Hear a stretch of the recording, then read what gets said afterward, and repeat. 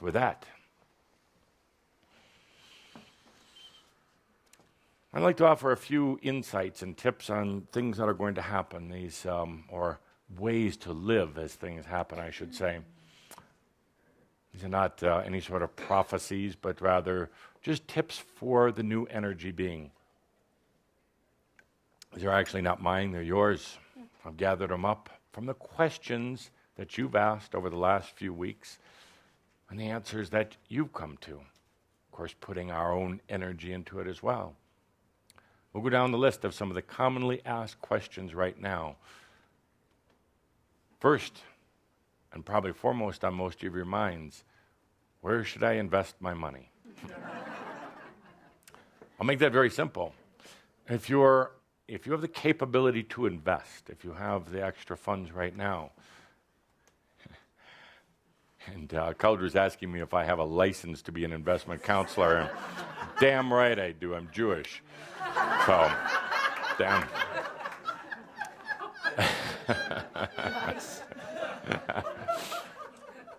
So, where to invest? Where to invest? Land, real estate. Oh, dear Shambro. And you say, but look at the market's going to hell. All the prices are going down. Exactly. Exactly. The prices are going down, and somewhat artificially, we'd have to say, being pushed down. Why? Because there's a lot of people with a lot of money that want to come in and start buying cheap land from those who are going into foreclosure. That's part of the plan. Land is the most valuable natural resource on earth. Now, it's not necessarily going to go up right away, but it will.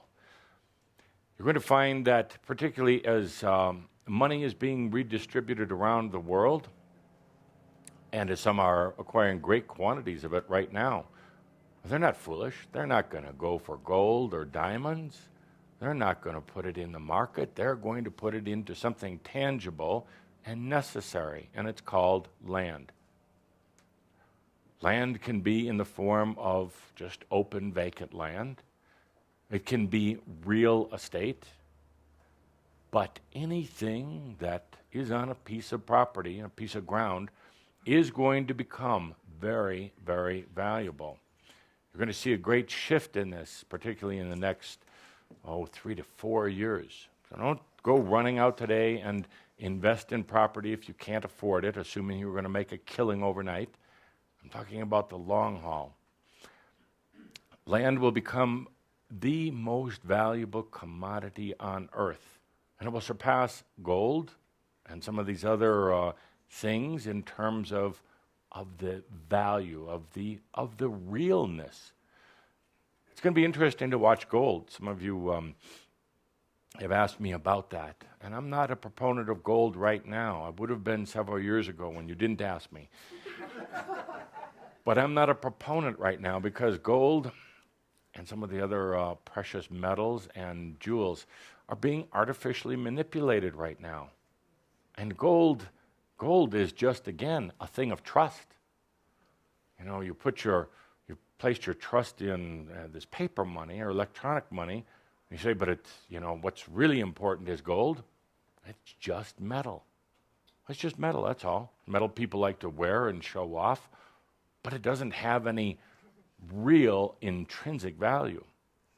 So you're going to see the gold market going through its own gyrations. And I have to say, watching the energies these last few months, and I don't mean to offend anybody, but the cowards went to gold. They did. Because they thought, this is safe. It's almost the next best thing of putting it in your mattress. So they went to gold. And there's a lot of fear energy and greed energy in gold and, to a degree, diamonds and platinum right now. Real estate right now for humans.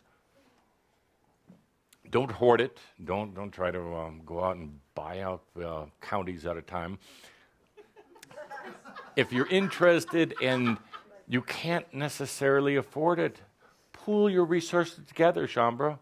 It's age old. It's a practice that goes back as far as I can remember, and that's a long way. Pool your resources together in a trust. or a type of company with each other. But then sit patiently, very, very patiently. Breathe on land, breathe on the investment. So that's my advice. If you're going to play the market right now, there are two things in particular. Now, I know some of you, may agree or disagree, but again, then stand with me come up here for a while. Watch how energy works and moves. There's a couple things right now that I feel are very ethical and will also provide a very good return on investment for you so that you can then keep those energies moving. Two things. There is agricultural research and also energy research right now. I'll expand it a little bit, and I'm going to say even into medical and scientific research, but particularly agricultural research and energy research. Now, I'm not talking about investing in what I would call relatively traditional energy company, such as the wind turbines or solar or even oceanic or the wave energy. I'm talking about companies that are working on energy at a very, very deep level of physics and new physics. The energy from the sun right now isn't going to be enough for the Earth's energy needs in the next 25 years, period.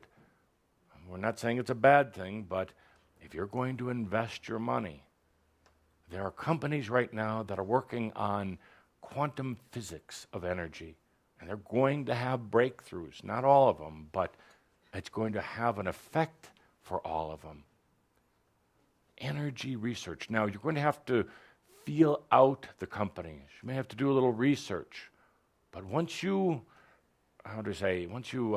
magnetize yourself to that, the information will come to you about these companies. You just happen to read about it, hear about it. You won't find it in one of these late-night television commercials about investments, but it will come to you. Agricultural research, the quiet research right now, but it's going to be explosive. I'm not talking about the final production or distribution of crops, but the research behind, because there are some breakthroughs that are very, very near to happening that don't involve what we would call manipulation of the atomic particles and some of the basic principles of the seed itself, but involve the encouragement, or actually the expansion of some of the energy. In the next 3 to 5 years in particular, it will become evident that the world is having difficulty feeding herself. As the populations grow, as they demand more food, as they consume more food per capita, you're going to find that the need for real breakthroughs in agricultural technology, in the seed itself, and some of the growing techniques is going to become very important. Right now, there's not a lot of money going into this. It's not terribly exciting, but it will become very, very exciting in a short period. What is happening right now, too, is that there's a certain level of food energy going to sustain the world. But as more people start waking up, more people start coming out of their hypnotic slumber, they're going to go through a period of consuming more food.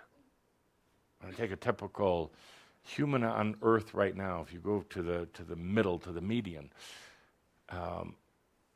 let's say they're consuming 10 units a day of food energy.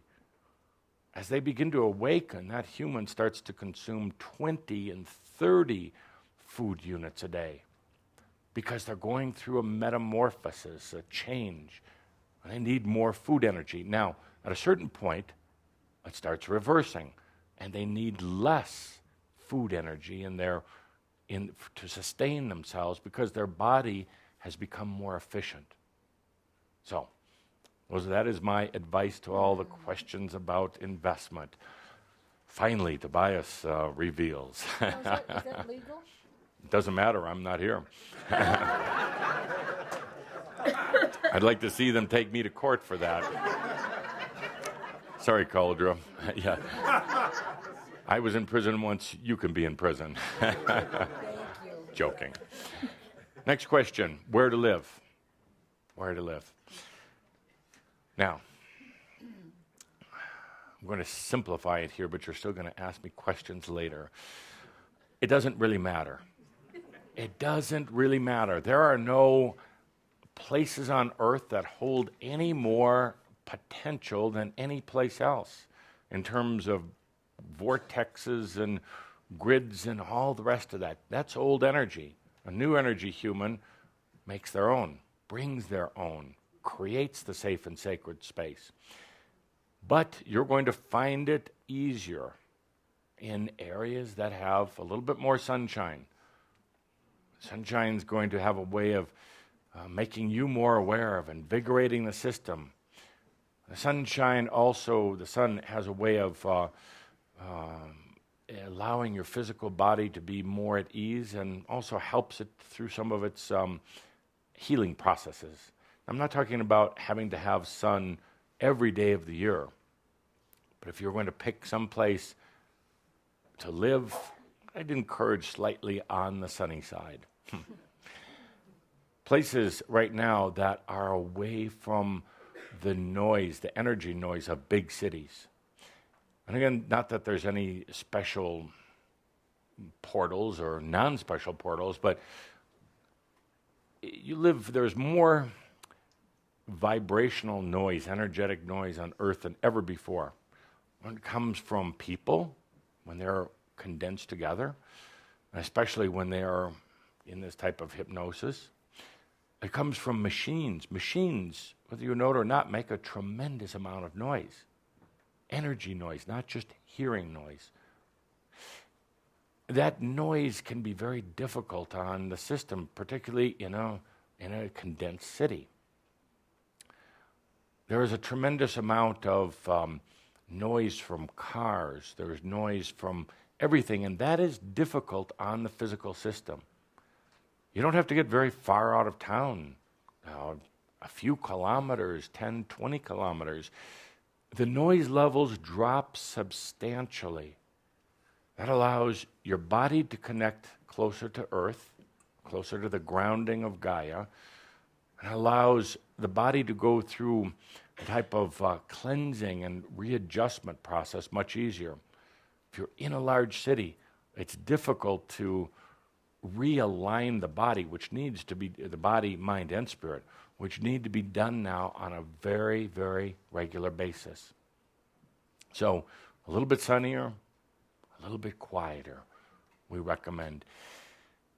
We don't want any of you to be thinking that you have to be living in a certain area anymore, or that we're assigning you to a certain part of the world, a certain country, anything like that. Those were in the old days.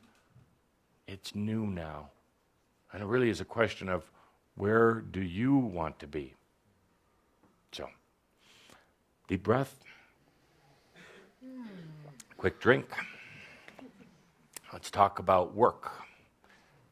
You say, you've been asking, what kind of work should I be doing? And the answer to that is really quite simple, what you want to be doing. But we recommend doing it on your own. You're moving out of a time of working for other companies. Part of what is really taking your energy away, and that of the people immediately around you, is that working for a company is really draining you. How can you be a sovereign being beholden to another company? It's different when you are an integral part of that company, one of its top leaders or one of its founders. But when you're just in there hanging on to survive, it's going to wear you out at every level. It's also going to limit your ability for abundance. You find that although it's frightening moving off into your own venture, for some of you. It is a lot more rewarding, a lot more potential for abundance, and it is also a lot more satisfying. So our answer to that is work for yourself.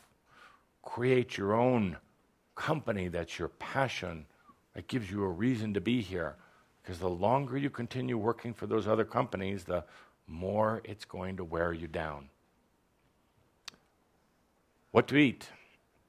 Your diet. Right now, we suggest a diet that has at least a daily intake of what we would call unprocessed or live essence foods. And we're not saying to go totally unprocessed or even totally organic. Let's say that you like eating a lot of processed food. Some of you we see devour great quantities of these things you call chips, processed meats, processed anything out of a can. And that is okay because your body intuitively understands how to activate the real energies in that food. But it helps when there is the reminder from foods with life force energy still in them, unprocessed, preferably organic, but not necessarily. That sets up the essence or a type of vibration or a remembrance for the other processed foods you put in there. Reminds it at its core, it comes from, usually from the ground, sometimes from an animal, but even the animal, it ate the grasses and the grains and other things. So by having a daily reminder of unprocessed foods, salads, vegetables, fruits, doesn't have to be a lot, just a little, it reminds all of that other stuff you put in your system where it came from. It sets the way in then converting it into nutrition, but even at a deeper level into real type of, a different type of energy that your body utilizes, more of a interdimensional energy. So we suggest in the diet, getting some of these natural foods. Healing or let's say medicine. Are you doing this so we don't have to do a Q&A? Already doing it. Healing or medicine. Some of you ask about that. What should you do? I'm going to say right now, default more towards alternative, what you call alternative, but it should have the essence of self-healing built into it. In other words, not turning your healing over to somebody else. There are times when you need the facilitation or the guidance, times when you need that kind of a boost from working with somebody else. But there are so many good alternative medicines coming up right now. Herbal, organic, even breathing is a medicine, The reason why we bring this up in particular, some of you have wondered about the drugs that you're on. Well, the drugs sometimes can provide temporary relief and get you stabilized, but in the long term, these drugs are working against you. It is my and St. Germain's humble opinion that you live in a medicated, humble opinion, that you live in a medicated society, and it will continue. You're going to see pharmaceutical companies growing bigger and bigger and bigger. I didn't include them in my investment advice, as I didn't include weapons and some other types of things, because I don't think it's a high-integrity place to be putting your money right now. But they will grow. I know some of you are already writing that note down. Invest in pharmaceuticals. The pharmaceutical companies, by the way, will be highly regulated in these next few years by the governments, and some will actually be taken over by the governments. That should scare you. That should scare you. They're going to do it on the basis that they're going to go bankrupt and people need these drugs to live. But what's really happening here, once a government gets hold of a drug company, we all need to do a lot of breathing. Medications are a form of physical and psychological hypnosis. And it's much easier to medicate somebody than to put up with them.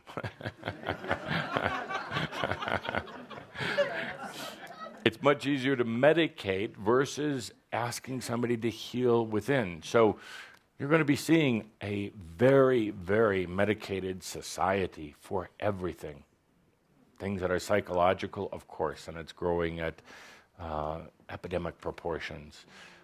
But also things for the body. A problem with your liver, take a pill. Problem with your aches and pains, take 2 pills. Problem with your heart, take 5 pills. And you know, the other thing that happens is that once you start taking all these different pills for all these different things breaking down, they're all going to explode at some point. You have too many strange energies that are not necessarily compatible with some of the natural systems of the body. So as much as possible, look for the alternative. There will be times, yes, where you need to take something to get yourself stabilized. But then remember what we talk about in standard technology. Your body knows how to heal itself if you let it. Your body knows how to bring itself back into balance if you let it. And going out here on a limb a little bit, a lot of the things that your body is going through now are not necessarily medical emergencies. Tobias Calder is asking me to put in a disclaimer here. Always see your doctor, but with that out of the way, a doctor is going to medicate you. That doctor is going to medicate you. That's what they're trained and hypnotized to do now. When is the last time you went to a doctor and had the doctor even look you in the eyes? Had the doctor say, do you really want to heal? Have the doctor say, let me spend an hour or 2 with you right now. 5 to 6 minutes at best. At best. And that includes them telling bad jokes and sports stories. So, dear Shambra, the body knows how to heal itself, and let it do that job. Some of the processes you're going through right now with aches and pains, with some of the other activities of the organs in particular, are adjustments your body's making to its new DNA. Sometimes, yes, it is uncomfortable or painful. Take a look inside. Why is the body acting like that? Take a deep breath. Feel your body. Feel your energy. One other thing for Tobias' tips for the day, and we'll answer the rest of them when you ask your questions and answers, is the mind. The mind. What do you do about your mind right now? You've heard us talk about going beyond the mind. You're wondering what the role of the mind is. Should you love your mind? Should you hate your mind? Is it the villain? Is it the enemy? Or is it your friend? It is part of you. It is a very important part of you and serves many very important functions. But right now, you're starting to go beyond the mind. You can feel it. You know it's happening. Intuition coming in. Feeling things like never before. You zap back to the mind because it's been programmed that way. But you're getting bold now. You're getting very, very bold, allowing yourself to go into your intuitions. That's one of the reasons why Jung was particularly interested in coming here. He was a big believer in intuition and knowingness. He could never quite understand how it was working, but he knew that it was. So, a couple things in the mind right now. Love it, of course. Understand that it's here for an important purpose, but understand there's so much more. Now, not that many Shambha do this, but I see you going back to it once in a while. Things like, I know some of you are going to get mad at me, but is your mind getting mad at me? Things like affirmations, positive statements, thinking positive only. Things like mind control and mind focus are not appropriate for you. Maybe for other humans right now who are still learning how to manage their energy, but you're beyond that. The affirmations are basically, you have to lie to yourself. You have to try to reinforce something, and you're denying part of yourself. All these positive statements that think positive, that's great, but think negative too. Truly, truly. Allow yourself to feel and to think, or to feel and observe your thoughts, how you think, the patterns that you think in. Don't try to regulate the thought process. If you are allowing new energy and new consciousness of yourself, and then you go back and you try to do mind control, thought control, positive affirmations, all the rest of this, it's going to be, it's going to twist the energies. It's going to cause you to be very, very uncomfortable, and if not, just go a little bit crazy. So let go of those type of things. There's nothing like a good negative and a good positive thought. Don't be afraid of the negative thoughts.